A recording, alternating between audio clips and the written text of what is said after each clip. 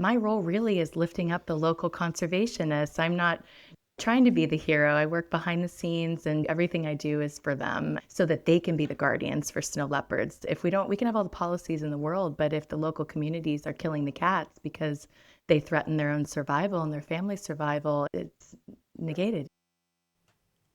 Welcome to Saving Wildlife with me, Sam Williams. This is where we get to hear from amazing conservationists about their life and work and all the incredible things they do to save wildlife. Ashleigh, it's great to be chatting with you, and I'm excited to hear about Snow Leopard Conservancy, of which you're the executive director. But let's start with the snow leopards. What is it that makes them so awesome? Simply put, everything. Modest, I like it. I know. They are one of the most beautiful species, in my opinion. And as the apex predator in the high mountains, they're absolutely astounding. How can you live at that altitude and so harsh, rugged climate? And they're just exceptional and majestic, sacred species in the areas where they live in the high mountains of Asia.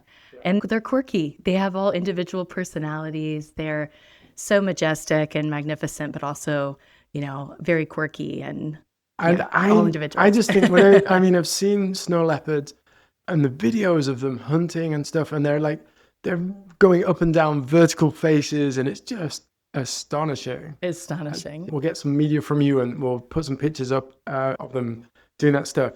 So let's get into how did you end up working with snow leopards? So let's go all the way back. Were you into animals as a kid? What started it for you? Wow. Yeah. It's always been cats for me, Sam. I grew up, my dad's a veterinarian and mom grew up on a farm. And so I literally grew up in the veterinary practice, and it was small animals. And so I've loved taking care of every animal I've ever worked with. I thought I was going to be a veterinarian. I had gravitated toward cats though, and just fell in love with working with the animals at Busch Gardens, Tampa. I was working, doing my first wildlife work, working in zoos. And I got to work with so many amazing carnivores, lions, hyenas, tigers, and also rhinos, primates, all these amazing species. And it was always cats for me. So I decided not to go to vet school and focus more on working with the individuals and animal care. And then I started getting more involved in conservation, what's happening with these species in the wild. They're all declining. And so started learning more about community-based conservation and found myself at San Francisco Zoo working with the snow leopards. And then that's how I met Snow Leopard Conservancy's founders, Rodney and Darla. And they were looking for somebody to lead Snow Leopard Conservancy to its next chapter. And so that's how it happened. So that's a really interesting challenge of stepping into Rodney's shoes. I think there's a bigger context to that, which we'll come to. But how's that been for you to step into the shoes of this guy that's done this work in the field and all the classic kind of lived in the field and all that stuff, the heroic piece? That must have been quite a challenge for you to follow Rodney. Yeah. So Snow Leopard Conservancy is very much both Rodney and Darla. They really are pioneers, along with Jane Goodall and Ian Douglas Hamilton and all of the greats. And it was an interesting time because I got hired right before COVID started. So I essentially moved into this role during lockdown. And so was learning the role from behind a computer at home with my two kitties and trying to learn this whole world of conservation and getting caught up on 40 years of conservation that Rodney and Darla had really pioneered. And so it was a very interesting time. I got to meet the shaman, the Buddhist lamas that we work with, all of our local partners over Zoom for the first time. And so it was definitely a different start to the career than we all expected, but it gave me a lot of time to really dive into the history and learn more and work on the organizational side to make sure we have the support to support the conservationists in the field. That's the piece where it's kind of an evolution of the organization and that you bring something different.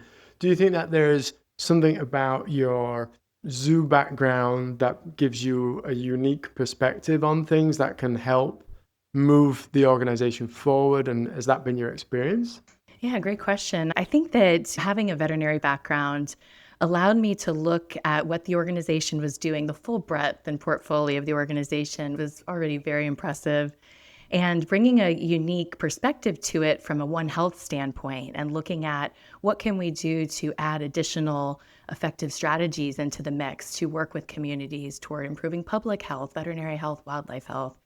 And so it has been interesting bringing this perspective into the mix because since we focus so much on the human-animal interface, protecting snow leopards from the result of human-wildlife conflict, there are a lot of animals that need rehabilitation. So now this is something I was really interested in talking to you about with Macaw Recovery Network is this interface now with making sure we rehabilitate as many animals to keep them in the wild as well as prevention. So that's really interesting because then we're already getting into threats of what is it that is challenging the snow leopards that leads to this human-wildlife conflict? What are the factors that are impacting them? So up in the high mountains of Asia, the nomadic pastoralist communities have coexisted with snow leopards and wolves and other predators for centuries. However, with the landscape changing and competition with increasing livestock herds, it's causing direct competition with wild ungulates that are prey for snow leopards and other predators. And so really, we work at that interface with the local communities, helping them to keep their livestock safe, keep their primary livelihood safe, which then keep snow leopards and other predators safe, while also working on livelihoods like ecotourism and other opportunities for income. Yeah, there's a homestay possibility, right? Yeah. That must be super cool. These are like remote villages. That's where you can go and stay. You can stay in tea houses, and that's something we're helping develop. One of the first programs that Snow Leopard Conservancy started with our sister organization, Snow Leopard Conservancy India Trust, is in Ladakh, India, in the Indian Himalaya. And the women in the community came up with the idea. The organization hosted community meetings, and the women say, how about we bring people into our homes so they have more of a cultural experience and learn more about what snow leopards mean in our culture? And then it puts money right into those communities that can then reinvest those shared profits into conservation actions like waste management, predator-proof corrals. And so that has been a model, very successful, that's been replicated in other countries. There's so many different bits here that I'm excited about. Let's step back, because you're already talking about, okay, there's India, and I'm thinking Nepal, but then there's like the snow leopards range over about a dozen countries. Is that right? Exactly. And it's from the Himalayas, and then there's a whole bunch of mountains north of there. I mean, Central Asia is just this vast, blurred out bit for me in my mental map. How far to the west do they go? Or is there a country, like, name some countries for us? So in the Himalayas in the south, you're looking at Bhutan, India, Nepal, Pakistan, and going up through the west, through Afghanistan, and then into Kyrgyzstan, Tajikistan. So the mountain ranges as far north as the Altai. It's such a wide, vast range, and they're very complex and different habitats that they can survive.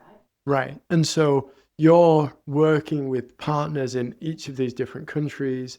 It's interesting. I was just chatting with Peter, who's working with Saiga, and it's a similar thing. It's an alliance where they're working with multiple different organizations in different countries. And that's really a complex thing. And so are you coordinating and the support for all these different organizations across that range? So currently we have 6 countries that we have active partner programs in, with the most being in Nepal, since that's the country we've worked in the longest since the early 80s.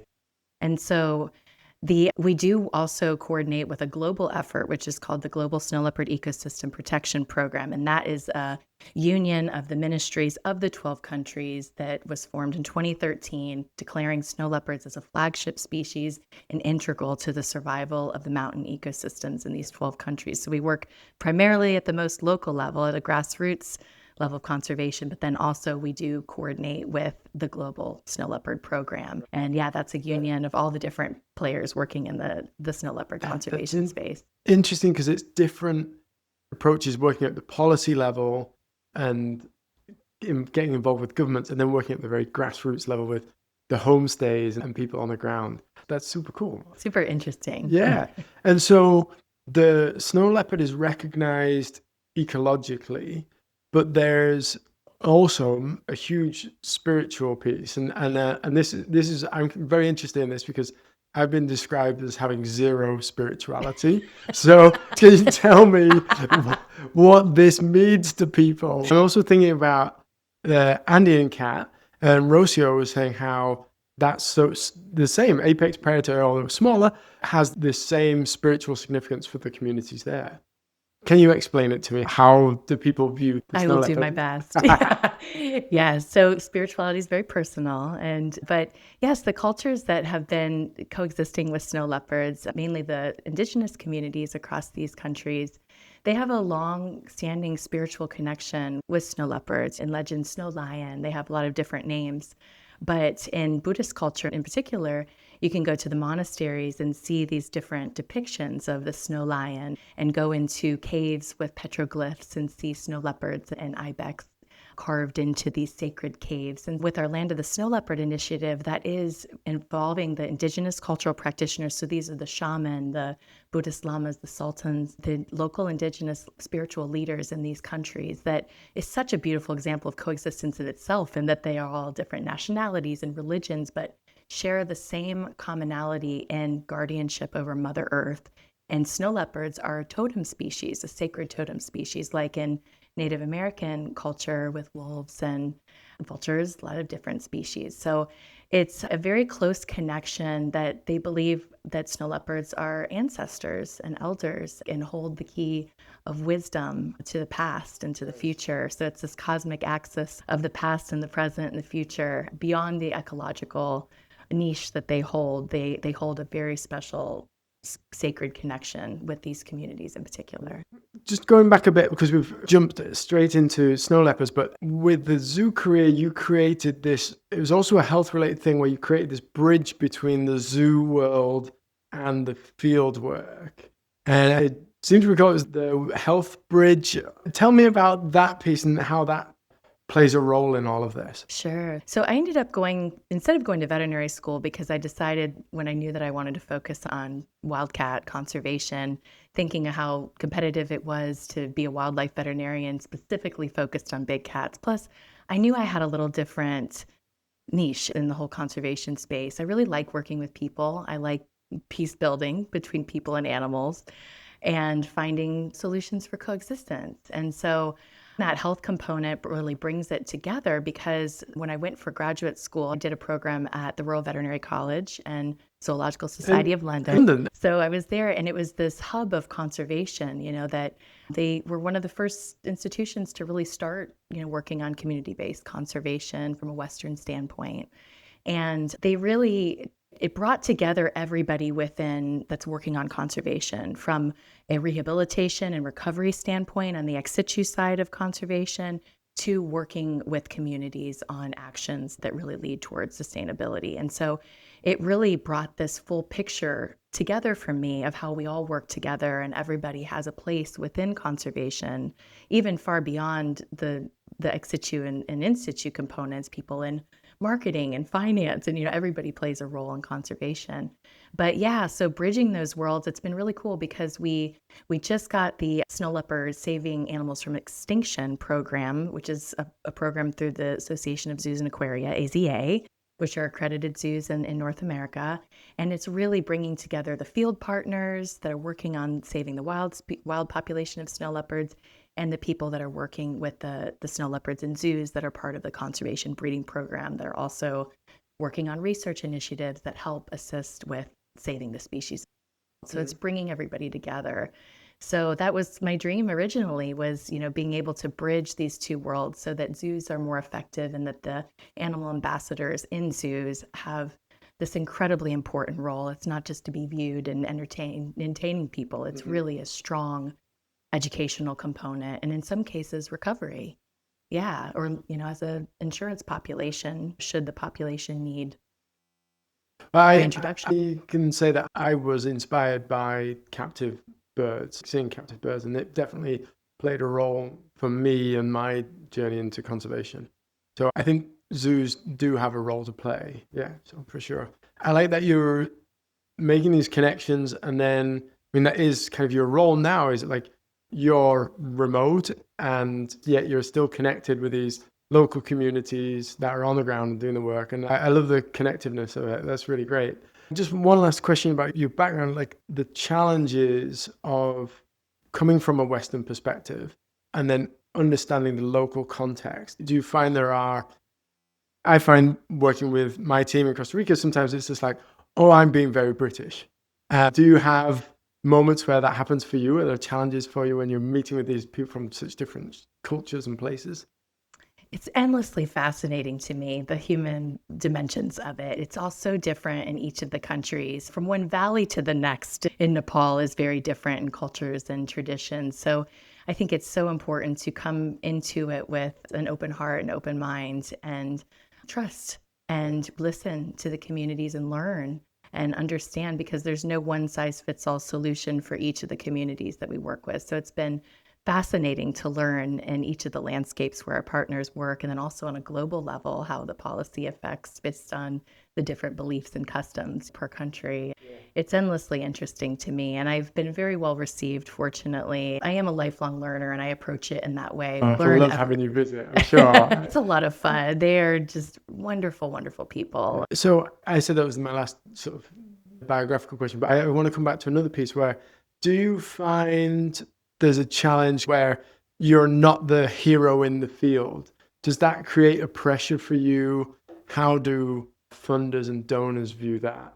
Is there a challenge? Because I was initially thinking of the challenge from the local context, but then back where the funders are, do you have challenges there?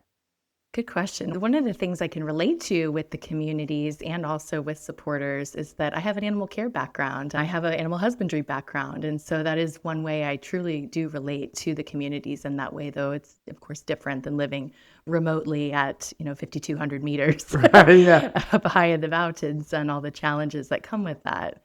But I would say I was welcomed with open arms and into the family, so to speak.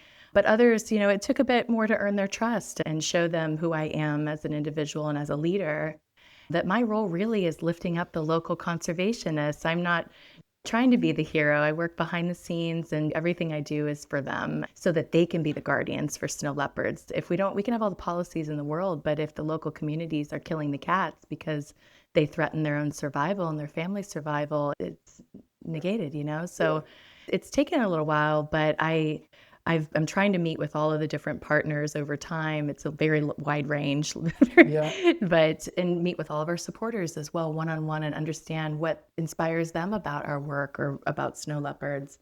Do you think that that's an evolution for the organization then, that is, it's coming around kind of organically, but it's that's what you bring to the organization, where it couldn't just continue? And I think this is across conservation in general, where we're kind of gone beyond the hero in the field kind of story, and conservation isn't that anymore, and it's this bigger thing. Do you think that's what you've brought to the organization? I think that was Rodney and Darla's stance all along. Okay. The reason they started Snow Leopard Conservancy in 2000, after 20 years of doing the research, was that they knew that local communities were the heart of conservation.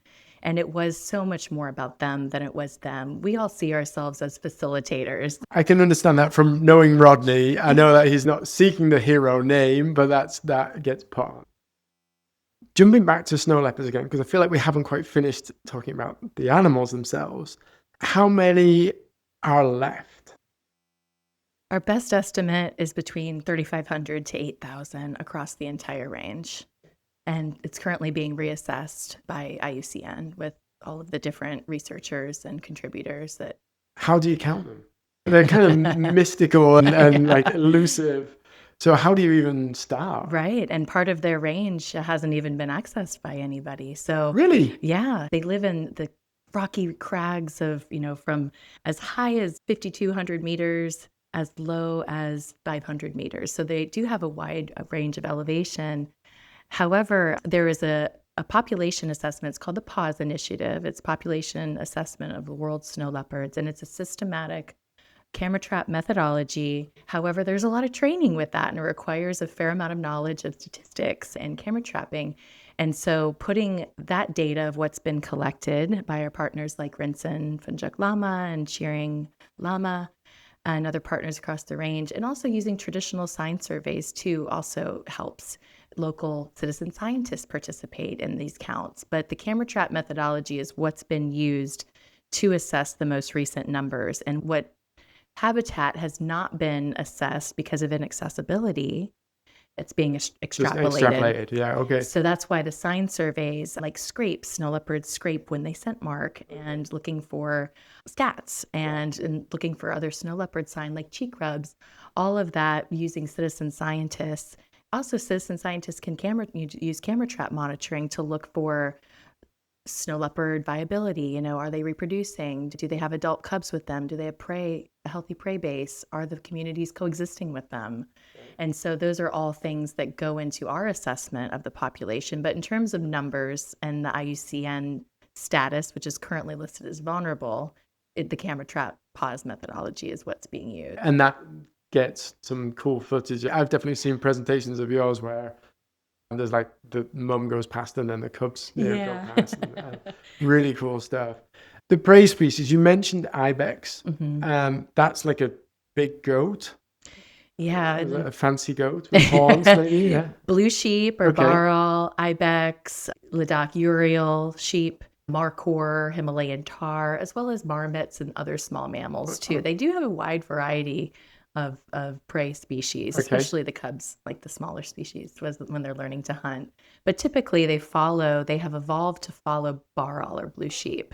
Okay. Which, yes. That's sort of similar to, in the States, there'd be like the bighorn sheep or something. Yeah, it would probably be the closest. We have lots of sheep in Britain, but they're kind of different, I think. Can you describe the scene, send me a postcard in words? What would it look like? Picture yourself at 5,200 meters. Struggling to breathe. And just... It's about the elevation of Everest Base Camp. Okay. And so your breathing is at about 50% of what it would be at sea level. The oxygen at 50% at sea level. Wow. And so you're looking around, you see the glaciers at this level. You see this rocky, rugged, craggy terrain, and anything could be a snow leopard with their camouflage. They look exactly like rocks and snow. And so you're looking around on the roof of the world where the air is so very thin and it's so very vast and beautiful. And there could be one looking at you right in front of you and you wouldn't know. Wow. Scary. Yeah. They've never attacked people. Okay. Yes. Right. So we're up in the mountains and the snow leopards, how often have they got to hunt are they hunting like once a week? How does that go down? It totally depends on the animal and their metabolism. So, for example, if it's an adult male or adult female snow leopard, they could take down a large ibex that weighs several hundred pounds and eat on that kill for about 2 weeks. Oh, wow. And at that point, they could be attacked by feral dogs that are nearby and a growing threat to their own survival. They could be attacked by wolves that are scaring them off to take the prey.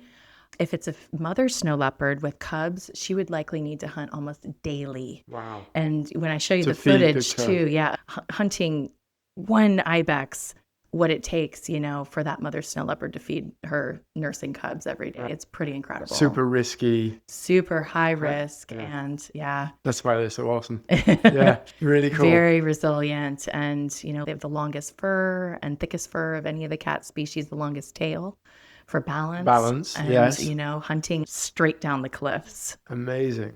The human-wildlife conflict comes from people now existing in these environments with their domesticated animals, and presumably for a snow leopard, that's an easy meal. If those animals are left out or stuff like that, is that where the conflict stems from? So these areas, they're so scarce in natural resources. They're above the alpine line, so there's no trees. They barely have wood to burn for their furnaces, so they have to use yak dung and other resources. So they don't have the materials to build sturdy corrals that are secure to keep the livestock in and the wild predators like snow leopards and wolves out. Bears are even more challenging because... Is it bears there? Yeah, Himalayan bears okay. in some of the landscapes. And so they don't have the resources. They have coexisted with snow leopards and these predators for centuries. and lived in this way with this traditional livelihood of animal husbandry.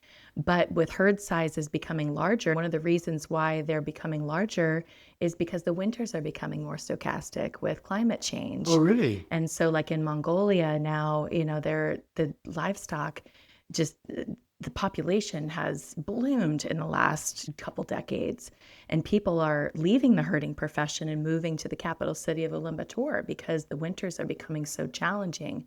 It's so challenging to be a herder in these areas. What are the kind of impacts that climate change is bringing to the area? We're seeing the first changes up in the high mountains. This where snow leopards live is considered the third pole because it's the water towers of Asia.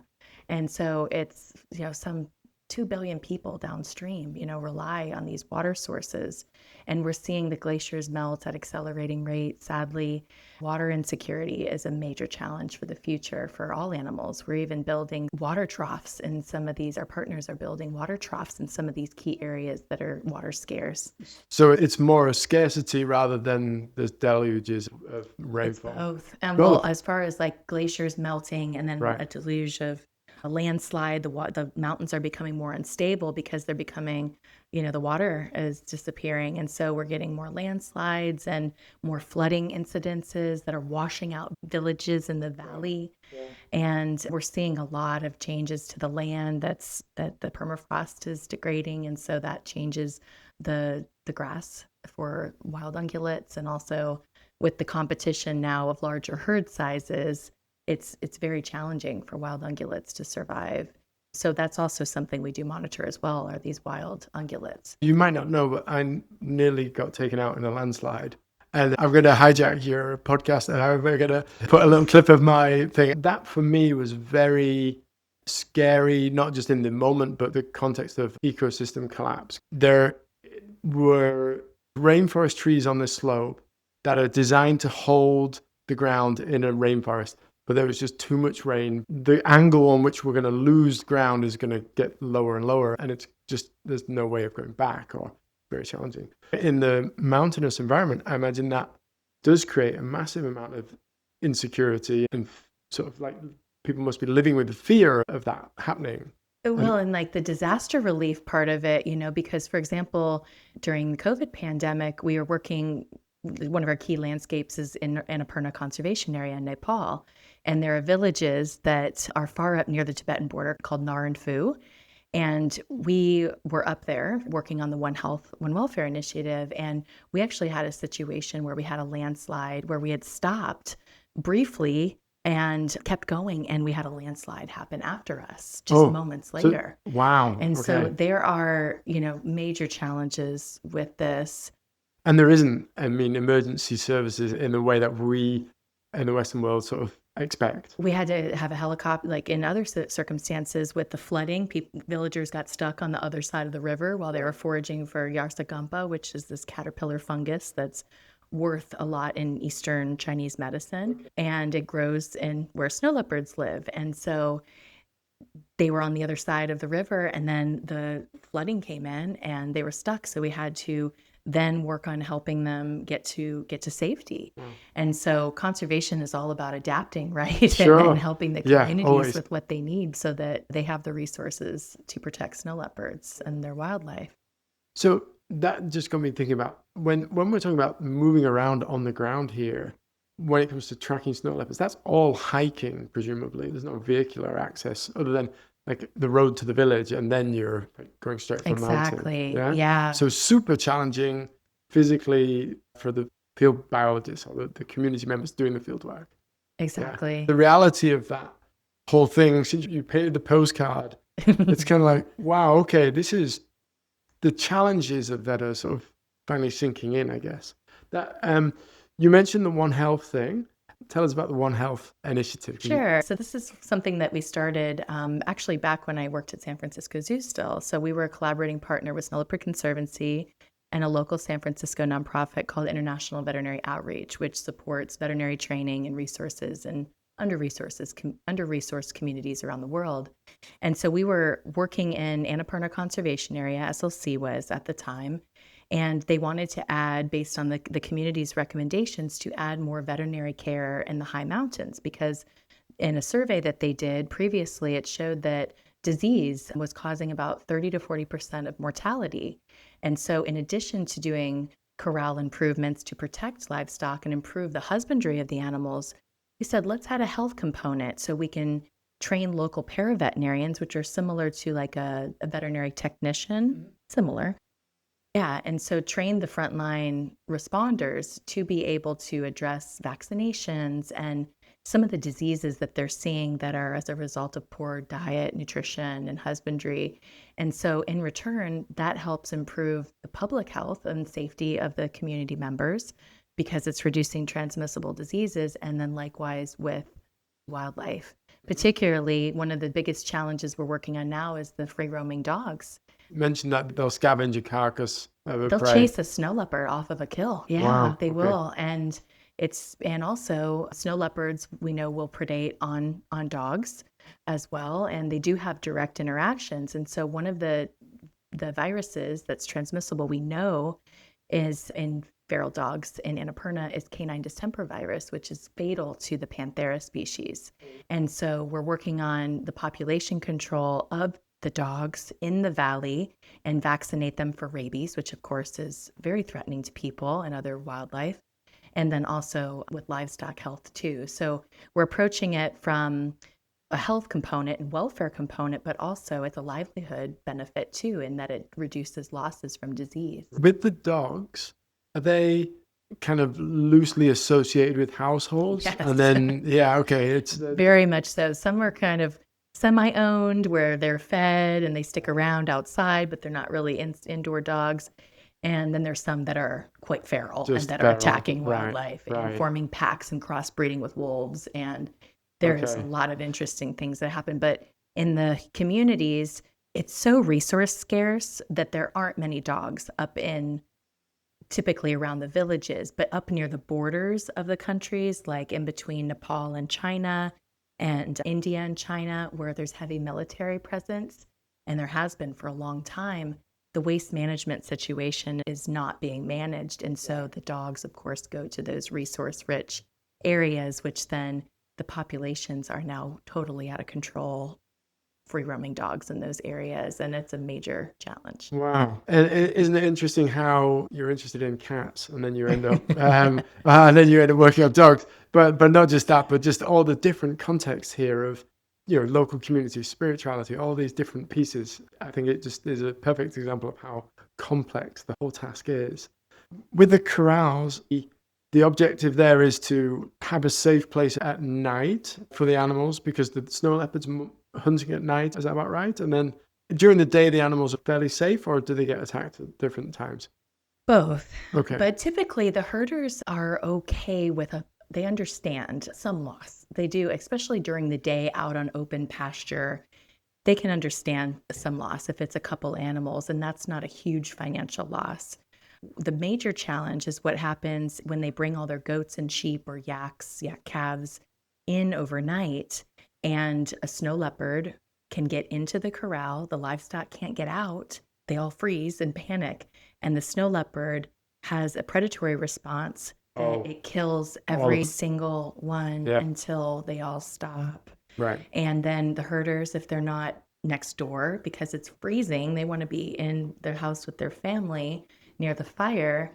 They come back the next morning, and then all of their goats or sheep are killed. And then that causes generations of loss. It's like wiping out somebody's bank account for generations, and they're very destitute. And the cat is often in the corral exhausted because they haven't started eating yet. And they're very open to retaliatory killing because community members are infuriated and distraught. Growing up, I kind of struggled to believe that notion that the fox would kill all the hens in the hen house kind of thing. But I've got a very high prey drive dog, and I've seen how it just gets in this headspace, and it's just driven. So I can totally imagine that. But that must be economically devastating for a whole family. For generations, Really? It truly is. And the herding profession is it's changing, and where a lot of people, there's an outflux of young community members that want to leave and go to cities like in Nepal, for example, Pokhara or Kathmandu for more opportunity. So the herding profession over time may look quite a bit different. It might actually, become much less relevant in the future, which could be good for snow leopards and wildlife, but then you have the challenges of climate change. So, it does economically, there are compensation programs, but they're outdated. They're less than half of what the animal's worth. And so that's our biggest challenge. So getting those community members immediate relief by facilitating having our local conservationists that are working in that community try to facilitate prompt compensation so that those community members feel supported, they get immediate relief, and then also have other opportunities like ecotourism and medicinal herb trading and other agricultural trading. So that's a whole other side of our work, is that they bring up ideas in the planning meetings we have of things that they'd like to try, and then we help them kickstart that. And then with the support of their local government, there's always investment. We require equal investment from all parties.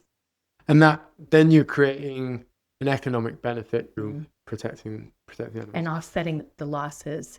And the other problem with it too, Sam, is that the process of reporting these losses is very arduous. So most of the people that have these, what's called a mass depredation incident, it gets fed on social media, the news travels. And then that has actually helped getting more prompt compensation to these community members. But still, it doesn't replace the connection and of loss to that. A lot of the herding communities, they're not just money, they're not just money bags walking around. They have a deep connection to their domestic animals like we do. And so it doesn't replace, they still have that hatred. And again, our partners in Dulpo, the community members that are featured in the Snow Leopard Sisters documentary, their whole life situation completely changed after their family lost their whole herd. Tenzin couldn't go to school anymore because somebody had to look after the new herd that they were raising because the family was majorly disrupted. And so she hated the snow leopard. And it wasn't until our partner Shearing said, "Can I take you on as apprentice and help teach you about snow leopards to become a guide for the ecotourism we're building in this area," that it started to finally change her perception of the value of snow leopards. Yeah, I can imagine that's emotionally very, very hard if your livelihood, your identity is just wiped out by an animal. That must be extremely challenging for people. When the snow leopards are predating livestock, are people going out and killing snow leopards? It's usually when they're stuck in the corral that they're exhausted after overnight they've killed, they're so tired. And it's often when they're stuck in the corral, the community has a choice: call the authorities and get help safely releasing them, or release the cat on their own, or do they retaliate, eye for an eye, right? And so that's the biggest challenge. However, unfortunately, there are other tactics like poisoning one of the carcasses and leaving it out for the snow leopard to come back to. And so there are other ways, unfortunately. But yeah, so we do some training too on safe release, and they're expected to call the authorities when it happens, but they're so remote, it takes a while. So training these communities, or having members in the community be frontline responders to situations like that, has been very beneficial in having prompt, real-time support in these crises. So that's something that the Conservancy can bring to those, through partners to the communities. You've got economic benefits. And how does this all fit with the One Health piece? What are the other aspects of the One Health program that people feel on the ground? So, recognizing that human-animal connection is really key to all of this. Some people see them as their minds are going to be changed through economic means. Okay, so I don't have to rely as much on animal husbandry because now we have ecotourism that's being developed in our village, or now we have this Himalayan chive to trade that's bringing in income. And so that helps change people's mind. Everybody's motivated by something different, right? Whereas other people that are more motivated by, who's not motivated by the health of themselves and their loved ones? And so by reducing the threat of serious diseases that can be transmitted is a huge benefit to the community and to wildlife. but also increasing jobs surrounding that. So working with the paraveterinarians in the community so that job gets continuing education and further development, and then establishing a true One Health approach, which is our role is the coordination of it and facilitating. So bringing together the health components to it from the human sector and the animal sector, and really getting those. Everybody typically works in silos in a lot of these, not similar to our own country, and so getting these different local institutions to collaborate and work together and lead the program and implement it is the long-term goal. And then ultimately doing more disease surveillance in real time, because there's no lab up in the high mountains, and getting it to Kathmandu, or if it's in Nepal or Ulaanbaatar in Mongolia from the high mountains. These samples need, specific requirements. So it's not just for animal health, we're looking at it from a human health improvement standpoint as well. And then subsequently improving their livelihoods by keeping their animals alive and more healthy. That reminded me of, I bought a snow leopard tracking bracelet for some friends for Christmas. Thanks, and so Sam. I was thinking about the tech angle there, where you're working in a low tech environment, and it's the same with us with the rainforest, and you try and put high tech in that environment and sometimes it just doesn't work. But you've managed to deploy some high tech stuff, which is, it's more around the animal tracking stuff, I think. But are there ways in which tech is helping you help communities, or helping communities to coexist? AI camera traps are helping. That was something that we've been working on. How does that work? With the Resolve team. Dr. Eric Dinnerstein leads that initiative. And when I came to SLC, he and Rodney had already started working on it. And so I got to participate in this. It was great because we could go to the zoo. It was COVID, so it was closed. And we helped them figure out this primitive technology to identify species. And it'll send a real-time signal to a phone through a 2G network. And so how it's working for tigers or giraffe or rhinos or elephants. So they're using this to be able to alert rangers and alert community members for if somebody's, like a person is in the area that could be a poacher. Okay. So how we would like to use it would be up in the high mountains. There's signal. The signal is iffy. And usually you might have to go to a high mountain to get a signal. And it is improving with Starlink and some of the other things that are being developed. But what we want it to do is, if it detects a snow leopard, we want it to sound an alarm or make a sound that will deter the cat from coming into the village and interacting with the livestock in the first place.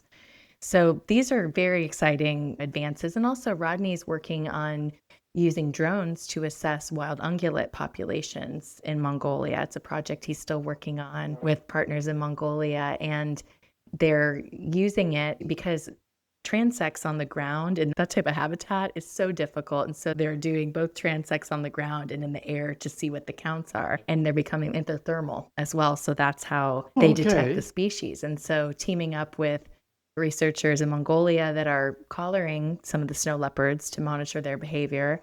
They're also now testing it with snow leopards. And so these are some of the exciting technologies that are really making a difference and advancement. Yeah. Well, the tracking technology on the bracelets that were linked to that, the ability to see where the snow leopard is in the story of the snow, I thought that's just super cool stuff. Makes for a perfect gift. I'm giving everybody those. Oh, it's been such a fun collaboration. They're a wonderful team. They're expanding a lot too. So if they don't have a macaw next, maybe our parrots destroy all. They're just too strong and obnoxious. I wanted to come back to the bigger picture conservation piece, where you've stepped in as an executive director, following the sort of founders and taking on the organization. And I feel like there's going to be more of that. I've seen that elsewhere. And so I'm interested in what we can learn from that, both from your perspective as an incoming executive director, but also from the founders side. And our mutual friends at the Gravy Zebras Trust have gone through that kind of succession. So what was that like for you? Is there bits that stand out, things that you really wish you'd known beforehand, or things like that? Well, there's that term, drinking from a fire hose Right. phrase. Yeah, I mean, it was a whole new world. I had been working with tigers and cheetahs and lions and getting some more experience working with organizations that were protecting those species in the wild. And so I'd had a foundation of understanding of community-based conservation, but now we've really shifted to community-driven and community-led conservation. So Wonderful. things are just shifting rapidly in the world right now. It's such a fascinating time to be alive. And it's been such an honor to have this role. I've learned so much. Like I said, it's endlessly interesting. There, of course, were challenges with mostly just checking my expectations of how fast things can move with so many different moving parts. And using adaptive management, working with the communities, helping them through these challenges is so fascinating. But there are endless challenges, especially with partners, getting in accidents in their vehicles. And, there's Operational. operational Yeah. challenges and safety that comes along with the job. And I think it's all come down to the humanity component. I think Colleen Begg said it best, when things go out the window, just remember your humanity. And that always stuck with me. It's just about taking care of people. And that's how I approach this. It's about taking care of animals and taking care of people, and how can we best take care of each other that are all working in this space.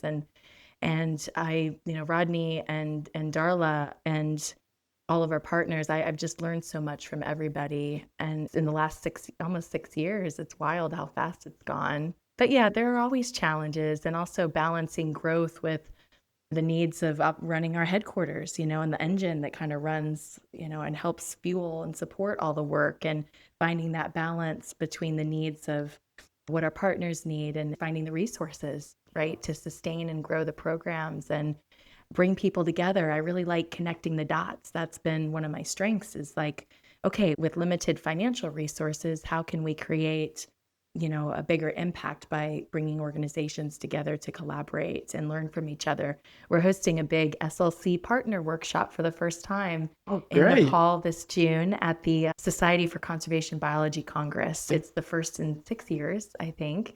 I'm really excited about it because it'll be a direct opportunity for them all to learn without having to wait for papers to be published on years later on what's working, when we know that we have to use multiple strategies to continue to help the communities to adapt. How do you think the landscape of conservation has changed since the snow leopard? Well, the Snow Leopard Conservancy was founded in 2000, right?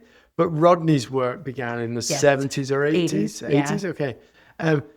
How do you feel like that landscape has changed, like the conservation landscape from then to now? And then how does the new generation of leaders, what do they bring to that makes it all fit together from your experience? Mm-hmm.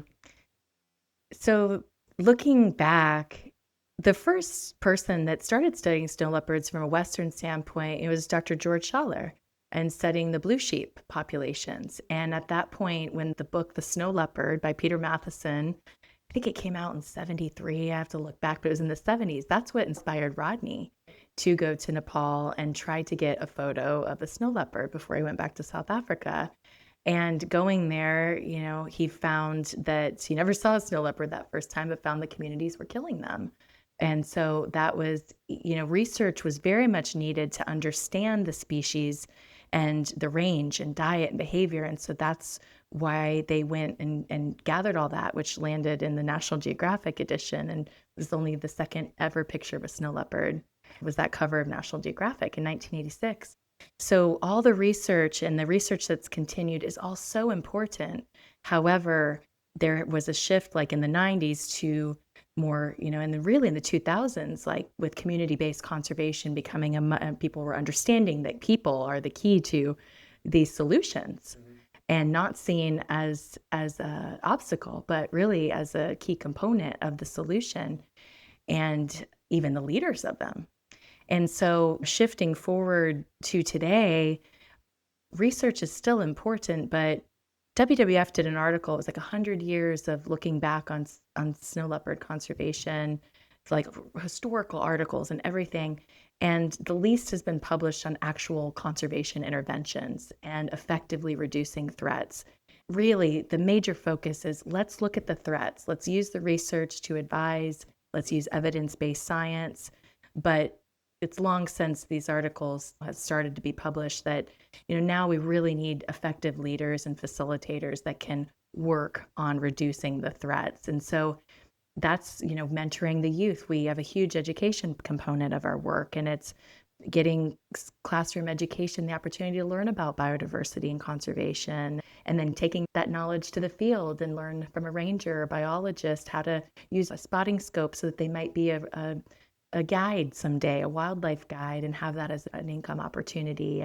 And really the youth, I'm so inspired by the youth and all of the kids that we meet. And then some end up growing up to be conservationists. And that's exactly what we want, is that they have the opportunity to, should they be inspired. And that's been the case with many of the students that go through these programs. And that is truly what inspires me about that generation. And you can't blame them for seeing opportunities in website design and the digital age, right? And so there is an outflux of the herding profession, as I mentioned before, to cities for other jobs. But what we can do to help is, should they decide to stay in their communities, make sure that they have the opportunities through scholarships and training and livelihoods to stay should they want to. In a way, the conservation of the snow leopard is almost giving them a reason to be there in those remote places.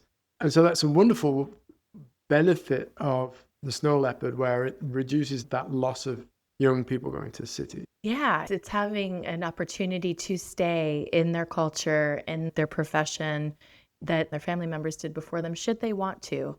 And having growth and opportunity.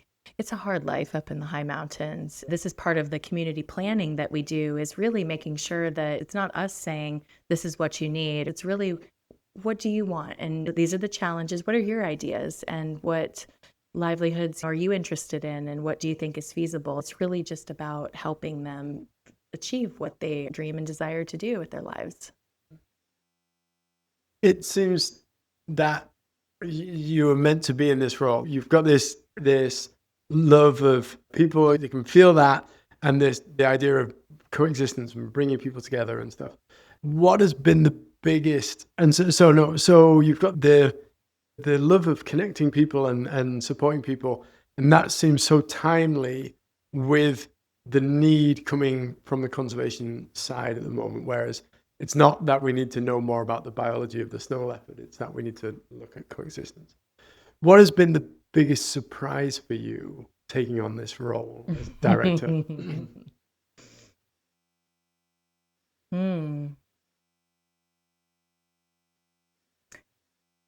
I think if I would have known everything that went into this, I'm not sure I would have known that I could have done it.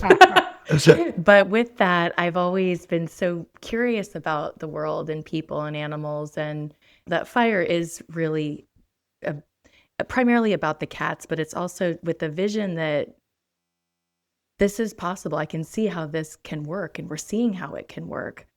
So what surprised me the most, I just how much I've learned, and the depth, and the people that I've met, and the opportunities that have come about. And it's a really good question. I just say it's all been a wonderful surprise, and even the challenges, and I've learned through those. And that's a really good question, Sam. And so to kind of to wrap this up, where do you see things going? This is like the interview question. What's your vision for snow leopard conservation in 10 years or more? It would be that the local conservationists are able to get together and learn from each other. That's how it's going to expand. It's not going to be from us being able to work with, identify these key individuals that are entrepreneurial and love critical problem solving and love people and animal solutions.